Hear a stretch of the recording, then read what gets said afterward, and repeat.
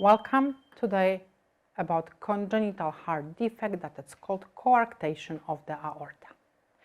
Coarctation of the aorta is a heart defect where there is a narrowing of the part of the aorta, the major artery that carries blood from the heart to the rest of the body. What are the symptoms of coarctation in neonates? The earliest symptoms of coarctation of the aorta in neonates is often a disparity in blood pressure and pulses between the upper and lower body. How do we diagnose coarctation of aorta? Again, early and accurate diagnosis of coarctation of aorta is crucial for effective management and to prevent complications. In neonates, timely intervention can be and is life-saving. Coarctation of the aorta is typically diagnosed through a combination of physical examination, echocardiography, chest X-ray, MRI, and in some cases, cardiac catheterization.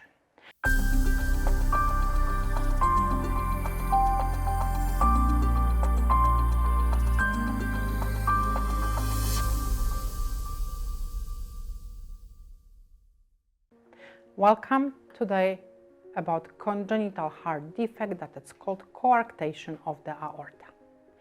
Coarctation of the aorta is a heart defect where there is a narrowing of the part of the aorta, the major artery that carries blood from the heart to the rest of the body. In neonates, this condition can be particularly serious and may require immediate medical attention after birth. The narrowing typically occurs just after the aortic arch, often near the ductus arteriosus. I will explain what ductus arteriosus is later, and restricts blood flow from the left ventricle to the lower part of the body, leading to several pathophysiological changes that can significantly impact the neonate circulatory system. What are consequences of this narrowing? The narrowing in the aorta creates resistance to the blood flow from the left ventricle.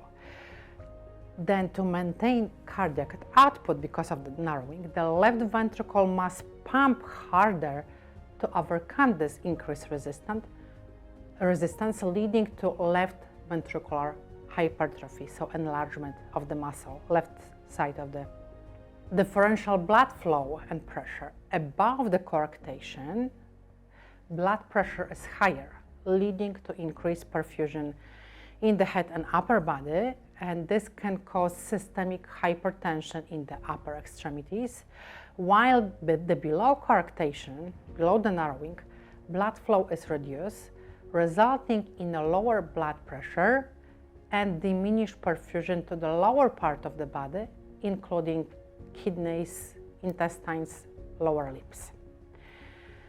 What are the symptoms of coarctation in neonates? The earliest symptoms of coarctation of the aorta in neonates is often a disparity in blood pressure and pulses between the upper and lower body.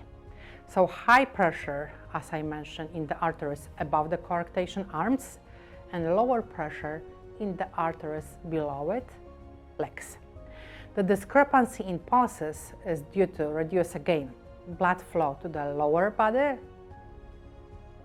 Femoral pulses are reduced or often absent compared to brachial pulses.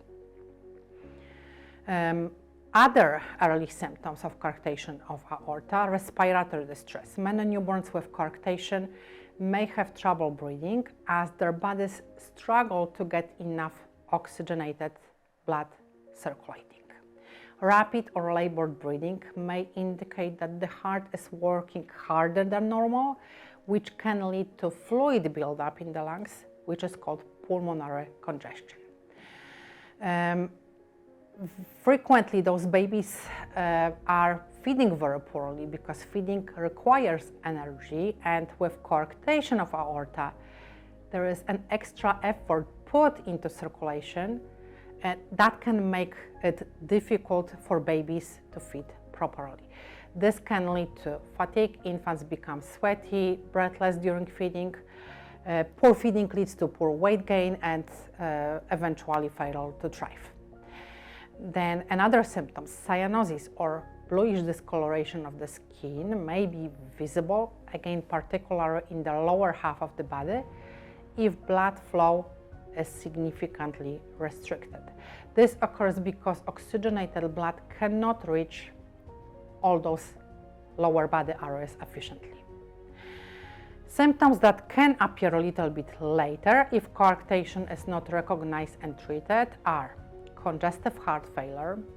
The heart's increased workload due to coarctation narrowing can lead to congestive heart failure, causing fluid accumulation in various parts of the body and cause edema, so swelling.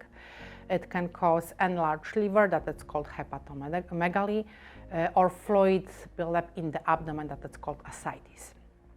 Then those babies may be either lethargic or irritable. The increased effort required by the heart can make those babies very uncomfortable, leading to fussiness, irritability, excessive crying. They may cry frequently or appear restless or unsettled. Shock symptoms.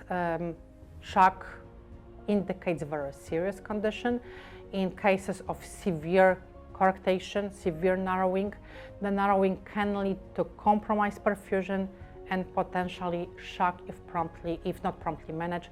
And those symptoms include pale skin, cold extremities, low blood pressure. How do we diagnose coarctation of aorta? Again, early and accurate diagnosis of coarctation of aorta is crucial for effective management and to prevent complications. In neonates, timely intervention can be and is life-saving. Coarctation of the aorta is typically diagnosed through a combination of physical examination, echocardiography, chest X-ray, MRI, and in some cases, cardiac catheterization. So physical examination, blood pressure measurement. One of the hallmark signs of coarctation, as mentioned initially in the beginning of the talk, is a difference in blood pressure reading between the arms and the legs. Higher blood pressure in the arms, higher than 10 millimeters of mercury compared to the legs, can suggest coarctation of aorta. Then pulse check on physical exam. The pulses in legs may be weaker or delayed compared to those in the arms. Heart murmur. When we auscultate baby's chest, baby's heart, a physician may detect a heart murmur, which is an abnormal whooshing sound caused by a turbulent blood flow through the narrowed aorta.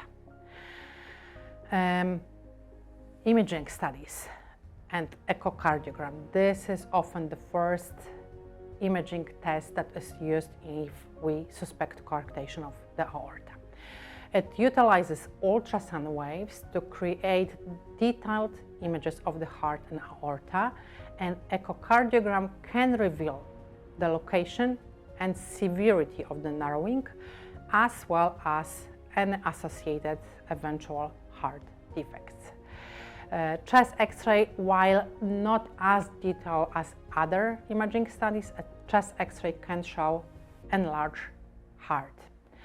MRI. MRI provides detailed images of the heart and aorta without the use of radiation. It's particularly useful for assessing the anatomy of the aorta and detecting any associated abnormalities. Sometimes we do have to, cardiologist has to perform something that is called cardiac catheterization. This procedure involves threading a very thin, flexible tube, catheter, through a blood vessel to the heart.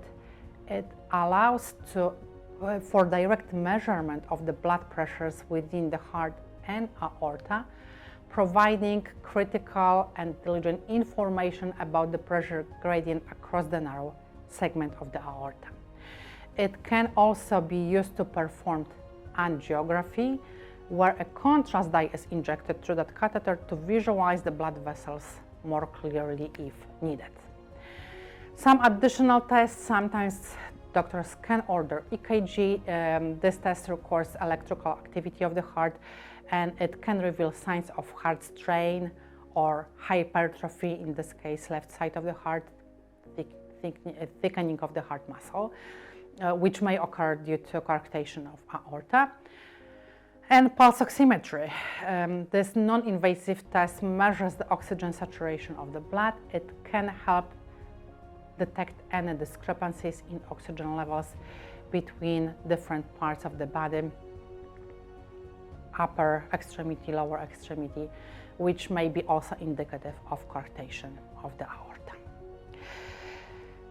Treatment of coarctation of the aorta aims to correct the narrowing, restore normal blood flow, and prevent complication.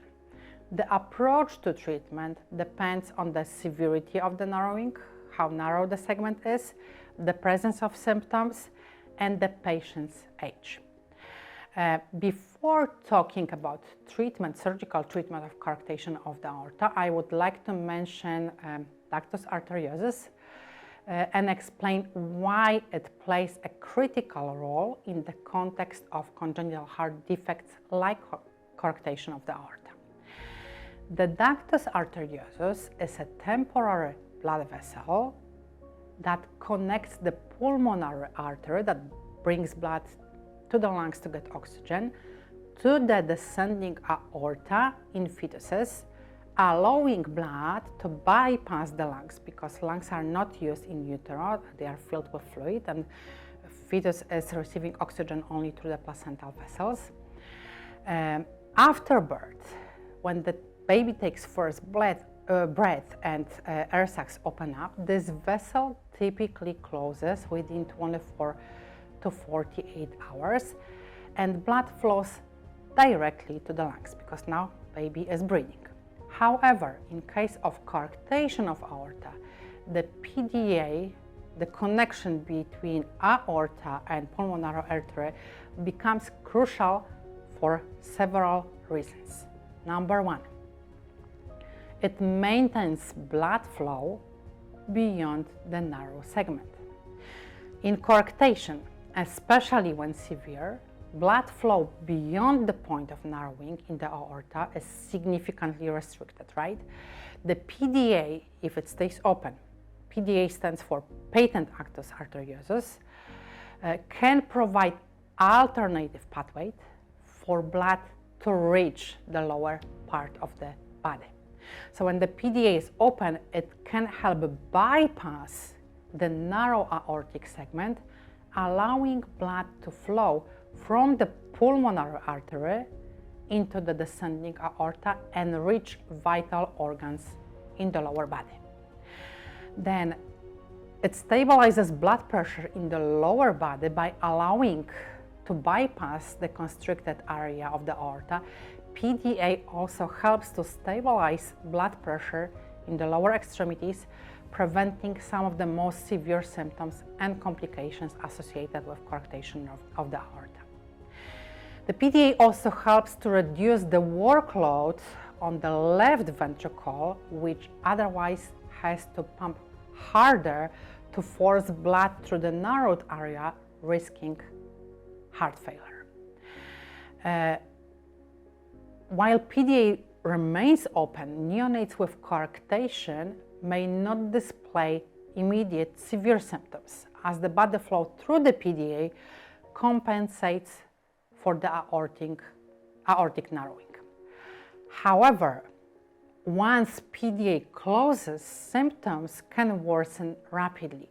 So it's important, if we have suspicion of coarctation of the aorta, to keep PDA open, because that time helps physicians. It gives them more time to stabilize the infant before the definitive surgical treatment, and gives us more time for diagnosis. How do we keep that PDA open? We do use medications like prostaglandins that are being administered to the infant intravenously. The medication cannot fix the narrowing, but it keeps the PDA open and helps keep blood flowing to the lower part of the body, allowing doctors to prepare again for the safest timing and approach to treatment. In newborns with severe coarctation, prostaglandins are administered then to keep that ductus arteriosus open, improving blood flow until surgery can be performed. PGE, prostaglandin E, is administered through the IV infusion, constant infusion. The dosage and rate are carefully controlled and adjusted based on the infant's response and clinical symptoms, clinical condition. The two most common effects of prostaglandins, IV infusion of prostaglandins, is one, fever, and then number two, apnea, pauses in breathing, for which sometimes babies require intubation and support with mechanical ventilation. In regards to treatment, when we go to interventional procedures, when we talk about interventional procedures, something that is called balloon angioplasty. This is a minimally invasive procedure that involves threading of the catheter with a balloon at its tip through a blood vessel to the site of narrowing, coarctation. Then the balloon is inflated to widen the narrowed area. Balloon angioplasty is less common as a sole treatment in neonates due to the risk of recoarctation, but it may be used in some cases when the combination of surgical and catheter-based techniques are considered, particularly for more complex cases or in centers with advanced capabilities. And definitive treatment is a surgical treatment, so resection with end-to-end anastomosis. This is one of the most common methods for coarctation repair. The surgeon, cardiothoracic surgeon, resects the narrow segment of the aorta and directly connects the segment above and below the coarctation, effectively removing the obstruction and restoring normal blood flow. Sometimes the cardiothoracic surgeon needs to perform something that is called subclavian flap aortoplasty. This method is sometimes preferred when end-to-end anastomosis is not possible, not feasible, or if there is associated vascular abnormality, for example. In this technique, the surgeon uses a flap of tissue from the left subclavian artery to widen the narrow segment of the aorta. Prognosis of coarctation of the aorta. The prognosis for patients with coarctation of the aorta is generally good with early diagnosis and appropriate treatment. However, long-term follow-up is essential to manage any late complications. And what are those late complications? It may be recoarctation. There is a risk of recoarctation where the aorta narrows again at the site of the original repair. This is more common in patients who underwent balloon angioplasty compared to those that underwent surgical repair. Regular follow-up with imaging studies are essential to monitor for recoarctation. Then another complication is aneurysm formation. Patients with coarctation are at risk for developing aortic aneurysm, which are weak spots that can potentially rupture if left untreated. Ongoing surveillance then with imaging studies like MRI or CAT scans are important in those cases. Residual hypertension is a possible complication of coarctation of the aorta as well. Even after successful treatment, some patients may continue to experience high blood pressure, and long-term management with antihypertensive medications is sometimes required. Most patients with coarctation of aorta, especially those treated early and successfully, can lead then normal and active lives. If there is any questions or concerns, please contact me at neonatologyforparents.com. Thank you.